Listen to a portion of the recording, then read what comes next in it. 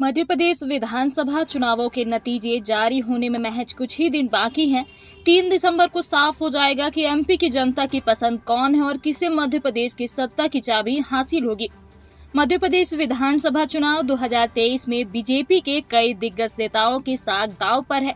केंद्रीय मंत्री सिंधिया भले ही चुनावी मैदान में नहीं है, लेकिन फिर भी उनकी भी साख दांव पर लगी हुई है। सिंधिया समर्थक कई मंत्री मध्य प्रदेश के चुनावी मैदान में हैं। सिंधिया के कई करीबी की सीटों पर पेच फंसा आ रहा है। 2020 के विधानसभा चुनावों में सिंधिया ने कांग्रेस प्रचार की कमान संभाली हुई थी। 2020 के चुनावों में ग्वालियर चंबल इलाके में कांग्रेस को जबरदस्त फायदा मिला था, जिसका श्रेय सिंधिया को दिया जाता है। सिंधिया के बीजेपी में शामिल होने के बाद पार्टी को उम्मीद थी कि ग्वालियर चंबल इलाके में इसका खासा फायदा मिलेगा, लेकिन सिंधिया समर्थक मंत्रियों की सीटों ने बीजेपी और सिंधिया की टेंशन बढ़ा दी है। सिंधिया के समर्थक कई मंत्री मध्य प्रदेश के चुनावी मैदान में हैं। पंचायत मंत्री महेंद्र सिंह सिसोदिया बमौरी से प्रत्याशी हैं। यहां पर कड़ा मुकाबला माना जा रहा है। पोहरी से सुरेश राठखेड़ा चुनाव लड़ रहे हैं, उन्हें भी विरोध झेलना पड़ा है। जानकारों के मुताबिक सुरेश राठखेड़ा की सीट ने सिंधिया की टेंशन बढ़ाई हुई है।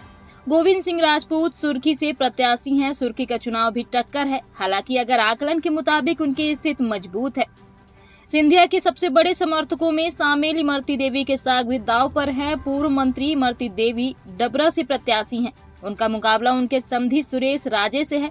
2018 के उपचुनाव में उन्हें हार का मुंह देखना पड़ा था, जिसकी वजह से उनकी राह मुश्किल मानी जा रही है। इंदौर के सावेर सीट से सिंधिया समर्थक मंत्री तुलसीराम सिलावट की सीट पर भी कड़ा मुकाबला माना जा रहा है। सिंधिया समर्थक जजपाल सिंह जज्जी को अशोकनगर जिले से बीजेपी प्रत्याशी हैं।